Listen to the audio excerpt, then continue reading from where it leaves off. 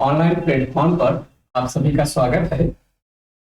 आज हम लोग जैसा कि आप पीछे देख रहे हैं बीपीएससी टीआरई 4 2025 के लिए हिंदी व्याकरण पढ़ेंगे। मैं आप लोगों के सामने एक ऐसा कंटेंट लेकर आया हूं जिसमें हम बीपीएससी 4 के अलावा भी व्याकरण को कवर करेंगे। आज के इस वीडियो में, आज के इस क्लास में हम वर्णमाला से संबंधित चीजों को पढ़ेंगे। एक ऐसा क्लास बनेगा जिसमें जहां से भी जो प्रश्न पूछे जाते हैं उनको हम लोग कवर करेंगे।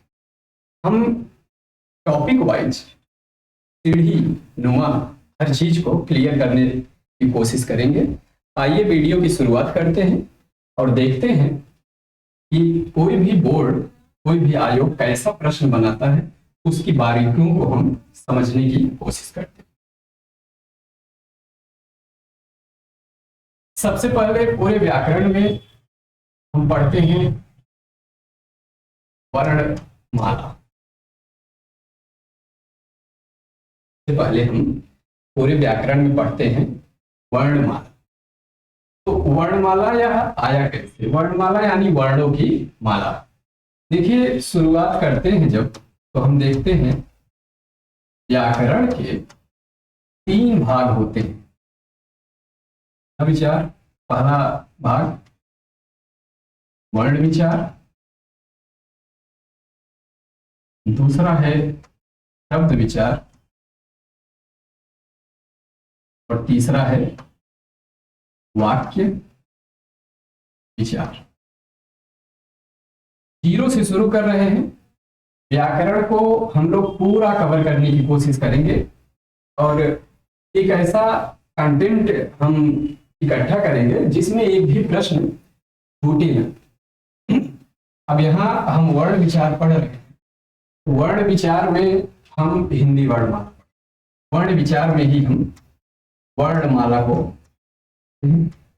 आगे हमारा शब्द विचार है जिसमें हम शब्द के बारे में पढ़ते हैं, यानी जितने भी हिंदी में शब्द होते हैं, तत्सम शब्द, तद्भव शब्द, देशज शब्द, विदेशज शब्द, शब्द के बारे में, शब्द की प्रकृति के बारे में, शब्द के प्रकार के बारे में। ठीक उसी प्रकार वाक्य के बारे में भी हम पढ़ते हैं। वाक्य में क्या क्या आता है, वाक्य के कितने प्रकार हैं, देश क्या है, विधेय क्या है, वाक्य खुद क्या है, इसके बारे में हम लोग पढ़ते हैं। तो हम इस क्लास में सबसे ज्यादा ध्यान देंगे वर्णमाला। वर्णमाला पढ़ते समय हम एक चीज ये ध्यान देंगे कि वर्णमाला जो है, वर्णमाला है क्या? वर्णमाला यानी जैसे कोई भी माला बनती है, उस माला को आप देखेंगे वह रस्सियों के माध्यम से एक दूसरे में बंधा होता है। ठीक उसी प्रकार यह वर्ण भी होते हैं जो एक दूसरे में बंधे होते हैं। तो वर्णमाला के अंतर्गत हम वर्ण पढ़े। वर्ण क्या है? वर्ण है हिंदी भाषा की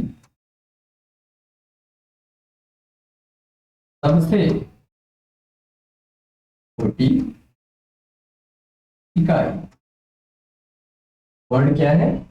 हिंदी भाषा की सबसे छोटी इकाई। अब यही आपकी परीक्षा में पूछ लिया जाता है। हिंदी भाषा की सबसे छोटी इकाई वर्ण है। अब हम वर्ण से पहले भी पढ़ेंगे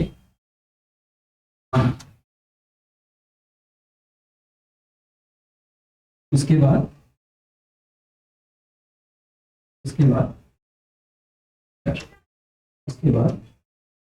शब्द, फिर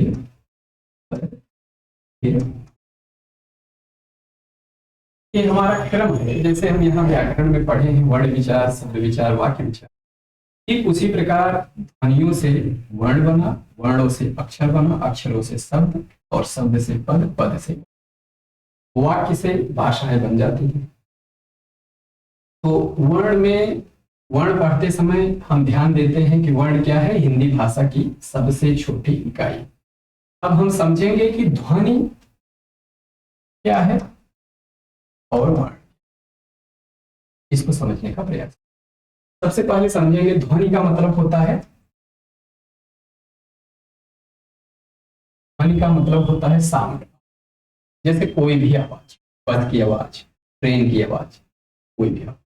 तो ध्वनि को हम लिख नहीं सकते। जब ध्वनि का लिखित रूप बना वह वर्ण हो गया। इसीलिए पहली बात आती है ध्वनि का लिखित रूप वर्ण।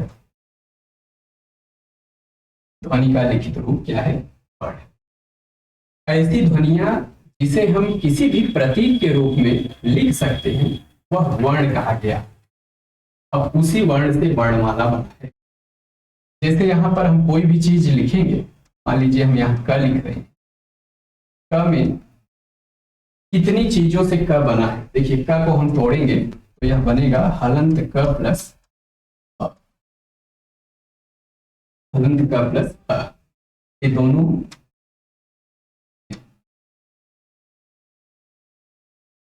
का प्रश्न उठता है, यह क्या है? जब क से हलंत क प्लस अ बराबर क हो गया तो प्रश्न हमारा उठता है कि यह क क्या है। अब इसके आगे एक चीज लिखा है,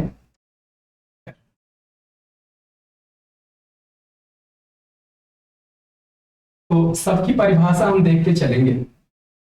वर्ण, वर्ण क्या है कि ध्वनियों से निर्मित एक ऐसी रचना जिसे वर्ण कहते हैं, जिसे हम लिख सकते हैं, वह क्या कहलाता है?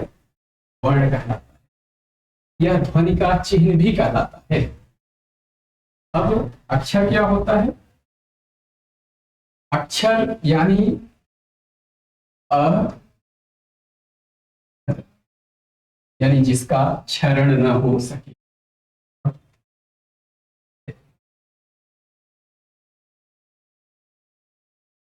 और अक्षर एक चीज और है कि ध्वनि समूह की सबसे न्यूनतम इकाई अक्षर। न्यूनतम में हम यही का ही लिखते हैं। ध्वनि समूह की सबसे न्यूनतम इकाई क्या है? अक्षर है। जैसे यहाँ पर हम तोड़े हैं हलंत क प्लस अ बराबर, ये दोनों वर्ण हो गए और ये क्या हो गया? अक्षर के बाद आता है शब्द। जैसे आपको लिखने के लिए कह दिया जाता है कोई भी शब्द लिखिए, जैसे आप लिख दिए जल, जल लिख दिए। यह शब्द की परिभाषा क्या होती है? कोई भी शब्द जब हम हिंदी व्याकरण में लिखते हैं तो वह ही उसका अर्थ बता देता है। शब्द की परिभाषा क्या होती है? दो या दो से अधिक वर्णों से निर्मित सार्थक रचना। शब्द के साथ एक शब्द आता है, शब्द की परिभाषा में एक शब्द आता है सार्थक। सार्थक का मतलब होता है जैसे हम लिखें लज, तो सार्थक हुआ नहीं, इसका कोई मतलब नहीं है। दो या दो से अधिक ध्वनियों से निर्मित सार्थक रचना को शब्द कहते हैं। जैसे हम लिखते हैं जल कमल। अब जब हम इन ध्वनियों को आगे पीछे कर देंगे तो वह कोई सार्थक अर्थ नहीं दे पाएगा। शब्द के बाद आगे नंबर आता है, आप सुने होंगे मीराबाई के पद, सूरदास के पद। तो यह पद क्या? पद को हम समझेंगे।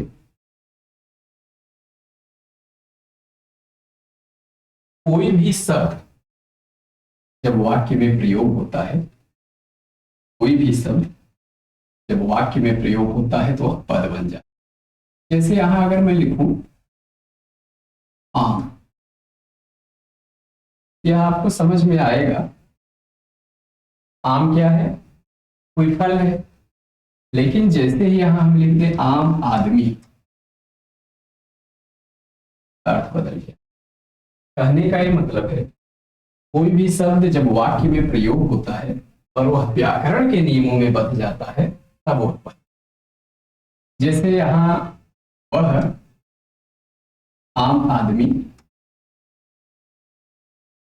तो यहां पर आम क्या हो गया?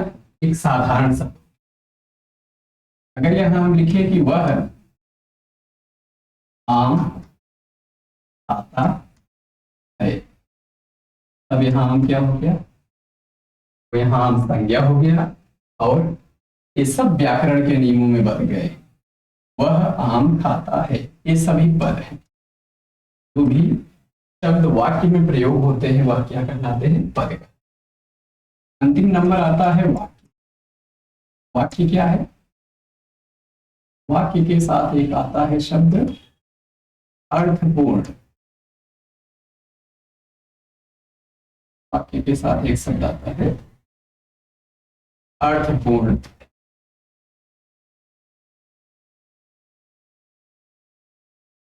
अर्थपूर्ण इकाई, शब्दों से निर्मित एक अर्थपूर्ण इकाई को हम क्या कहते हैं, वाक्य। जैसे मान लीजिए कोई भी वाक्य हम बोलते हैं तो उसमें एक अर्थ होना चाहिए। जैसे मैं पढ़ाता हूं। अब इसमें आप निश्चित हो रहे हैं कि मैं पढ़ाता हूं यह एक अर्थ दे रहा है। जब तक कोई भी लिखा हुआ चीज अर्थ नहीं देगा तब तक वह वाक्य, वह निरर्थक वाक्य माना। तो इस तरह हम देखते हैं कि व्याकरण के जो 3 भाग हैं उसमें जो क्रम हमारा है, ध्वनियों से वर्ण बना, वर्णों से अक्षर बना, अक्षर से शब्द बना, शब्द से पद और पद से वाक्य से, वाक्य से क्या बनती है, कोई भी भाषा छोटे छोटे वाक्यों से बनती है, साहित्य। इस प्रकार हम इस क्रम को जानते हैं, ध्वनि वर्ण अक्षर शब्द पद वाक्य और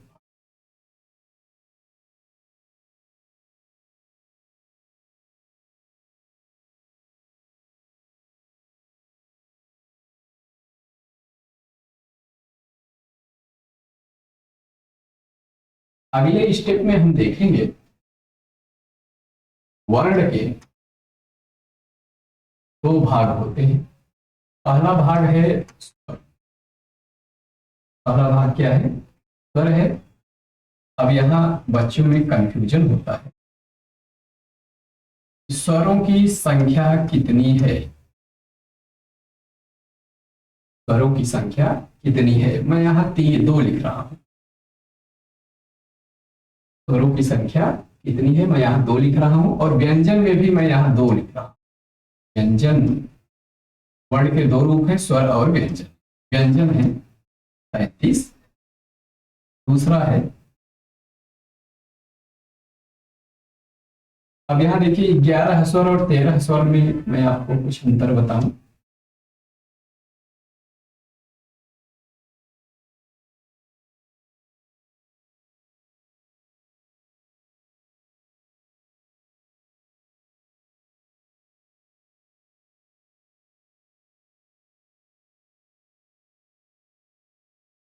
यहां तक आपका 13 स्वर हो गया, ऐसे हम लोग पढ़ते आए हैं अभी तक, या 13 स्वर हो गया। इसको हम गोला कर दिए। आपका ध्यान में इस पर ले आ रहा हूं, इसको मैं गोला क्यों किया हूं इसी बता। देखिए यहां से यहां तक जो हम पढ़ते हैं यह मूल स्वर है। यहां से यहां तक जो हम पढ़ते हैं यह मूल स्वर है, यानी अ आ इ ई उ ऊ री ए ओ औ, यह मूल स्वर होता है। और यह क्या है, अयोग वाक्य। अब आप ध्यान देंगे कि आपकी परीक्षा में जो प्रश्न पूछा जाता है वह इन्हीं चीजों से पूछा जाता है।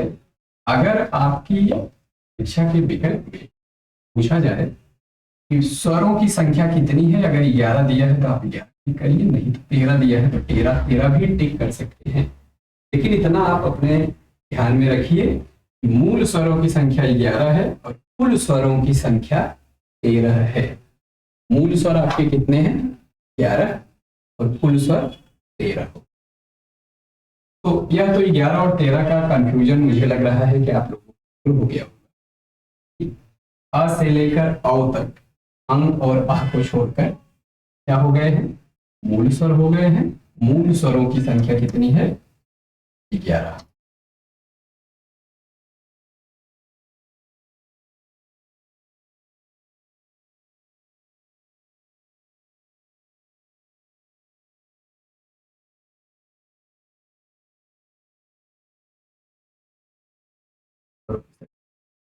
ग्यारह है कुल स्वरों की संख्या।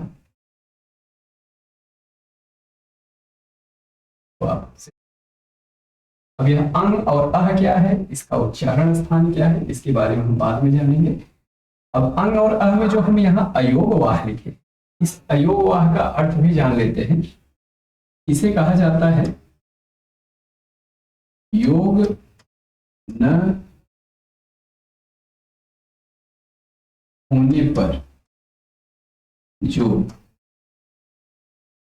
अर्थ है, इसे हम स्वर में भी रखते हैं, व्यंजन में भी रखते हैं। इस पर विस्तार से हम चर्चा करेंगे कि हम इसे स्वर और व्यंजन में कैसे रखते हैं। यहाँ पर हमको समझ में आ रहा है कि आप क्लियर हो गए होंगे कि 11 और 13 स्वर जो हैं, इसमें ये सारी कहानी है। अब अगला स्टेप हम लेते हैं व्यंजन। स्टेप हम व्यंजन में ले रहे हैं। व्यंजन में 33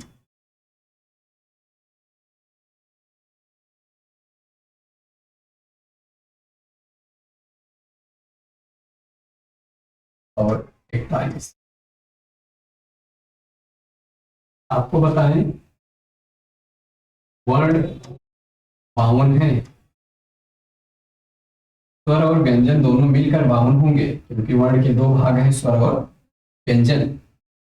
तो अगर व्यंजन 33 है, 33 और 11 मिलने के बाद 52 नहीं हो पाएंगे। इसलिए जो है हम पूरे व्यंजन को पढ़ने के बाद क्लियर हो पाएंगे यह व्यंजन 33 है या 1। शुरू करते हैं जो हम बचपन में पढ़े थे।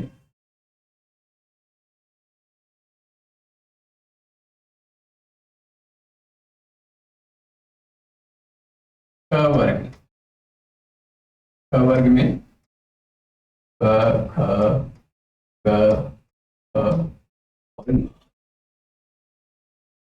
यहाँ मैं एक चीज आपको बताऊं कि उच्चारण स्थान जब हम पढ़ेंगे तब उसमें देखेंगे कि इसे उच्चरित क्या किया जाता है, इसे बोला क्या जाता है। क ख ग घ और ङ, किसी भी व्यंजन के उच्चारण में अंत में स्वर आता है, इसे हम समझेंगे। तो आपको एक छोटी बात बताएं कि अंगा नहीं बोला जाता है। अंगा बोलते समय तो अ हम पहले बोल दे रहे हैं। अंगा को हम ऐसे उच्चारित करेंगे जैसे क बोल रहे हैं तो क के बाद आ रहा है। इसी तरह हम अंगा को भी ऐसे बोलेंगे जिसके अंत में अ ही आए, यानी म बोलते हैं। उसके बाद ज वर्ग। वर्ग का मतलब होता है कि एक विशेष परिवार के हैं, एक विशेष परिवार के 5 लोग हैं, फिर अगले परिवार के।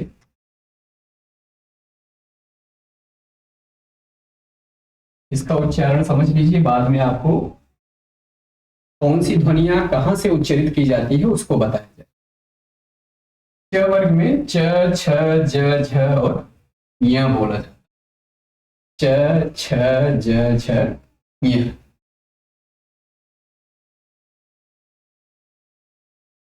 ट वर्ग ट ठ ड ढ ड़, ट ठ ड ढ ड।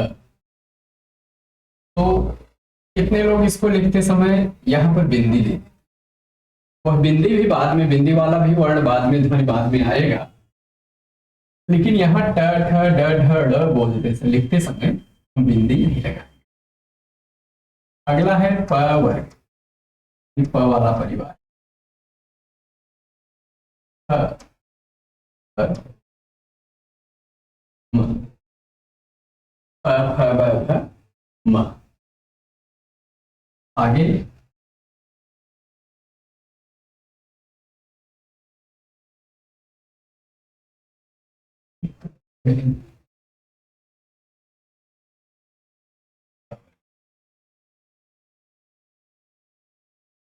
पर,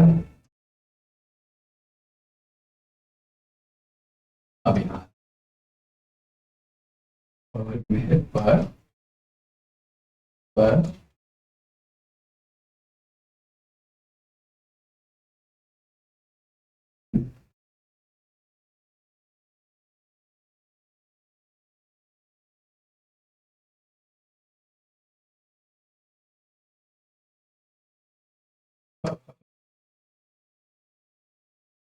इतने पे ध्यान देंगे थोड़ा।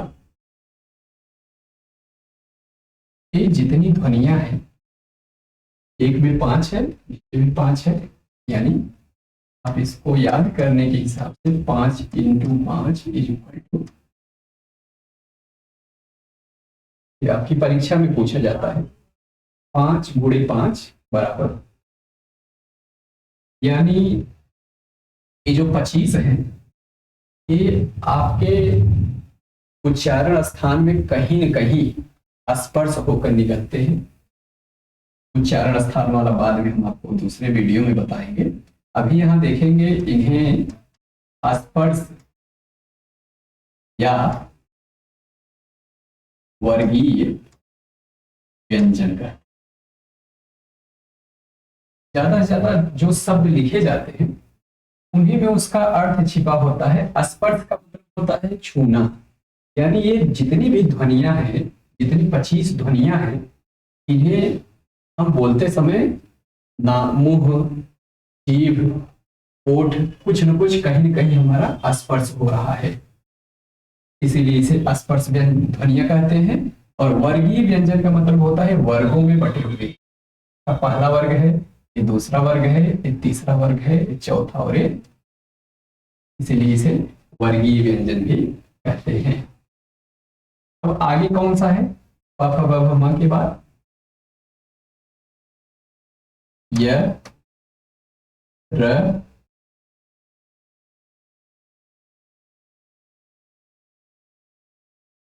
य र, इसका उच्चारण हम ज्यादा श्वास बिना निकाले करते हैं। देखिए उच्चारण करके आप देखेंगे य र ल व, ज्यादा श्वास नहीं निकलता, यह अंदर ही बोले जाते हैं, इसीलिए इन्हें अंतःस्थ व्यंजन कहते हैं। अंतःस्थ व्यंजन इन्हें कहते हैं, य र ल व। इनके और भी नाम हैं, हम आगे पढ़ाते समय आपको ले जाएंगे। उसके बाद आता है श, क, त। अब इसके उच्चारण में आप देखेंगे यह जीभ जब तलवे पड़ जाती है, सीटी की तरह, इसको हम सीटी वाला शब्द भी बोल सकते हैं, श, और यह मूर्धन्य श है, इसको हम फ की तरह बोलते हैं, फ, जीभ को टेढ़ा करके बोलेंगे। और यह है दंत स, और यह है ह। इसके उच्चारण में ऊष्मा निकलती है, इसीलिए इन्हें ऊष्म व्यंजन कहते हैं। श, फ, त, फ, इनके उच्चारण में ऊष्मा निकलती है, इसीलिए इसे ऊष्म व्यंजन कहते हैं। देखिए व्यंजनों का क्रम जो चल रहा है, उनके अलग अलग जो नाम हैं, इन्हीं नामों से भी आपके परीक्षा में प्रश्न पूछ लिया जाता है। यानी आपसे पूछ लिया जाएगा ड़, ठ, ब किस वर्ग का व्यंजन है, ऐसा आपकी परीक्षा में पूछा गया है, आगे भी पूछा जाएगा। अब इस क्रम में हम आगे बढ़ते हैं, और यहां हम श श श ह तक लिख दिए। अगला है छत, रन, यह, और एक इसमें ऐड होता है श्र, जैसे श्रवण लिखते हैं वह श्र। इसे क्या कहेंगे? संयुक्त। क्यों कहेंगे, इस पर भी चर्चा हो जाए। संयुक्त क्यों कहेंगे? देखिए ये चारों कैसे बने हैं उसके बारे में यहाँ लिख दे रहे हैं।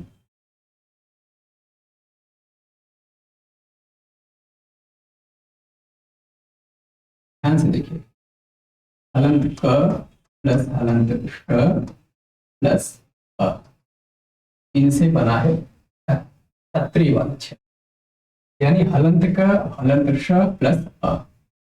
आगे देखेंगे हलंत त प्लस हलंत र प्लस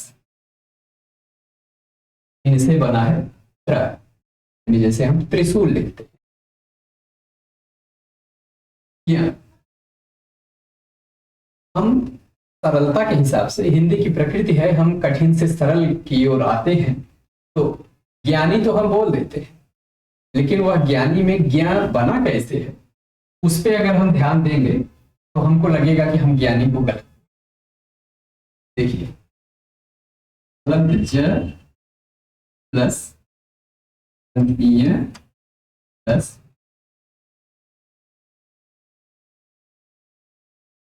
अब यहां जब ज का प्रयोग हुआ है हम ज्ञान बोल ही नहीं सकते, हम यहाँ क्या बोलेंगे, ज्ञानी। जितने भी हिंदी के अच्छे अच्छे विद्वान हैं उनसे आप सुनेंगे, आप देखेंगे वो लोग क्या बोलते हैं, ज्ञानी कभी नहीं बोले। ज्ञानी तो आम बोलचाल में होता है, वहां बोला जाएगा ज्ञानी। श्र यानी श्रवण मनस्य, इसे बोलते समय देखिए श्र श्र हलंत श प्लस र प्लस अ हो गया।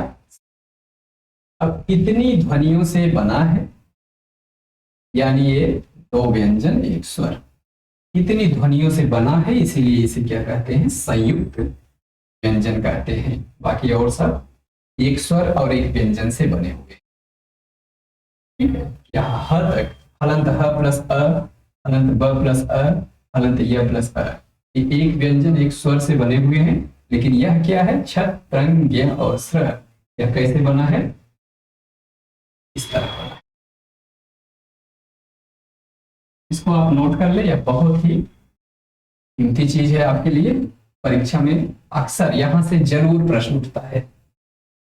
आगे देखेंगे व्यंजनों को लिखने के क्रम में, आगे हम क्या लिखेंगे, संयुक्त व्यंजन जब हम लिख दिए हैं तो आगे अब यहां जो इससे पहले हम लिखे थे ठ ठ ड ढ ड़,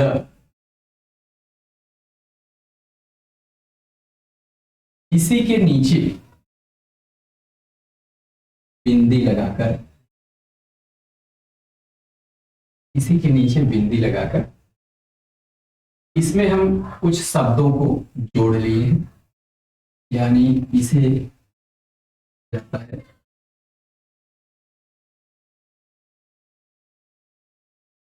क्षिप या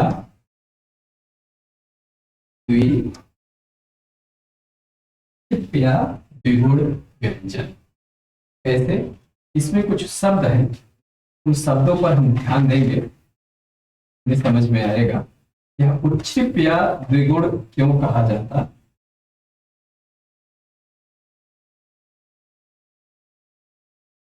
जैसे हम लिखेंगे ड म रु का प्रयोग करेंगे, ड म रु। अगर हम लिखेंगे त ड़ ग, तो दोनों के उच्चारण में आप देखेंगे डमरू और सड़क, यहां पर हम ड बोल रहे हैं और उसी ध्वनि को यहां पर हम ड़ बोल रहे हैं। इसे क्या कहेंगे, ड़ ड़, हम उच्चारित करेंगे ड़। इसी तरह आगे जो ढ है, यहां देखिए हम लिखते हैं ढक्कन,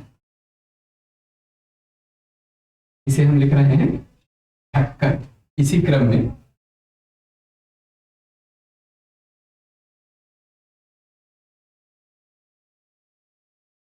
च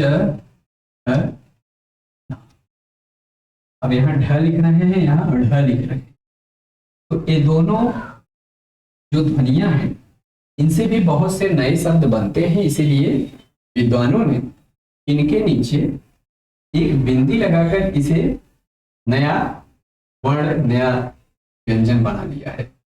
अंतिम नंबर आता है, दो और बचे हैं, अनुस्वार,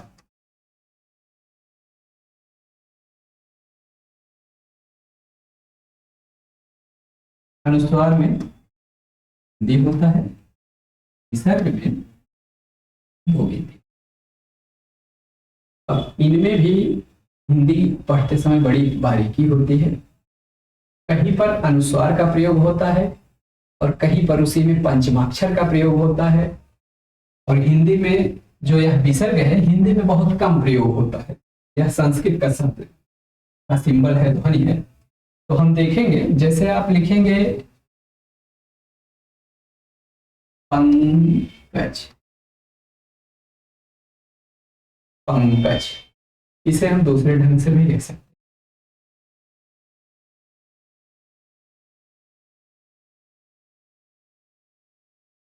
जैसे हम लिखते हैं गंगा, इसे हम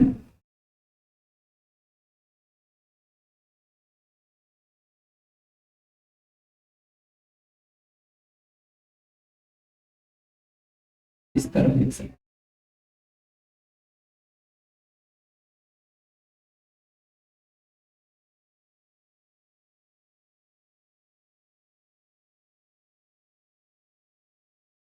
इस तरह लिख सकते हैं। विसर्ग में आता है, होता है इस तरह, अनुस्वार और विसर्ग भी हो गया। अब यहाँ हम देखेंगे कि हमारा प्रश्न है, पूरी व्याख्या का प्रश्न यह है, 35 और 41 इन दोनों में व्यंजन कितने होते हैं। अब यहाँ देखिए, यहाँ तक 25 हो गया, यहाँ पर 4 हो गया, यहाँ भी 4 हो गया, यहाँ भी 4 हो गया, यहाँ 2 हो गए, यहाँ भी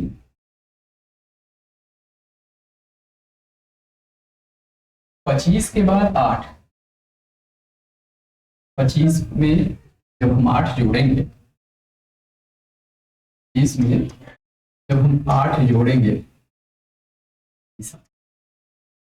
यह हमारा मूल व्यंजन है। मूल 25 में तो यह हम 8 जोड़ रहे हैं, यह हमारा मूल व्यंजन हो गया, यानी शुद्ध व्यंजन हो गया। यहां तक कोई भी मिलावट नहीं है। अब आगे मिलावट शुरू होगी, मिलावट यह शुरू हो रही है कि संयुक्त व्यंजन, उच्चृत या द्विगुण व्यंजन। उच्चृत का मतलब होता है ऊपर फेंका गया, इसे जब हम उच्चरित करेंगे तो हमारी जीभ जो है इन ध्वनियों को बोलते समय ऊपर से नीचे की तरफ आती है। जैसे यहाँ हम बोलेंगे तो जीभ हमारी ऊपर से नीचे की तरफ आ रही है और तेजी में आ रही है। जीभ यहाँ बहुत तेजी से ऊपर से नीचे आ रही है, इसीलिए इसे उच्छिष्ट यानी ऊपर फेंका गया।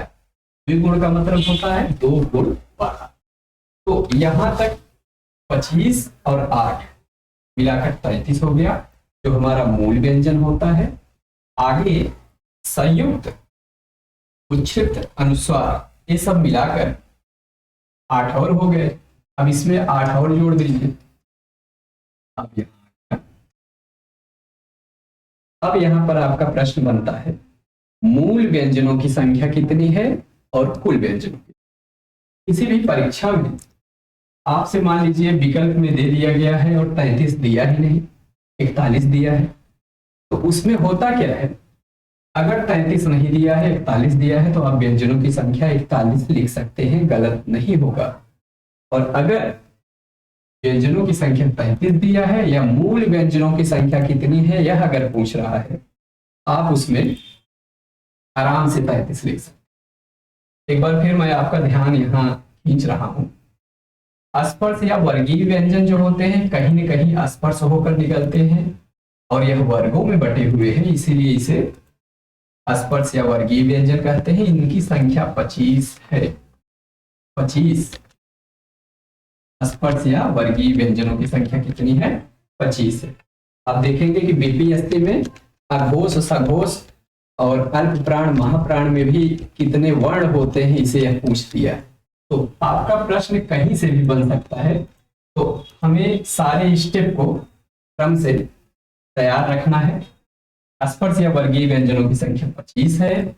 अंतःस्थ व्यंजनों की संख्या अलग से पूछता है, कितने हैं? 4। अंतःस्थ व्यंजनों की संख्या 4 है। ऊष्म व्यंजनों की संख्या भी 4 है। संयुक्त व्यंजनों की संख्या भी 4 है। जब यहाँ संयुक्त व्यंजन का नंबर आता है तो यहाँ पर इसे जानना आपके लिए बहुत ही ज्यादा जरूरी है। जब तक आप इसे तोड़ना नहीं जानेंगे आप परीक्षा में 1 नंबर मिस कर सकते हैं। तो यहाँ तक मान लीजिए आपका जो शुद्ध रूप से व्यंजन है वह 33 है, और उसके बाद मिले हुए जो व्यंजन हैं संयुक्त, उच्छिष्ट या द्विगुण, अनुस्वार और विसर्ग, इसे मिलाकर यह 41 हो गया है। इसीलिए 41 में जब हम 11 जोड़ते हैं तो हमारा 52 वर्ण आ जाता है। यह हमारा हो गया हिंदी वर्णमाला में वर्णों की संख्या कितनी है? वर्ण होते हैं। तो इस तरह हम लोग आज के इस वीडियो में हिंदी वर्णमाला से संबंधित बातों पर चर्चा किए हैं। मुझे आशा है कि यह वीडियो आपके लिए बहुत ही कारगर साबित होगा। केवल बीपीएससी टियर 4 के लिए ही नहीं, बाकी और भी किसी एग्जाम को आप क्रैक करेंगे उसमें यह बहुत ही सहायक सिद्ध होगा, मेरी आशा है। इसी आशाओं के साथ वीडियो को समाप्त करते हैं। अगले वीडियो में फिर मिलेंगे, फिर एक नए कंटेंट को लेकर। तब तक के लिए आपको धन्यवाद।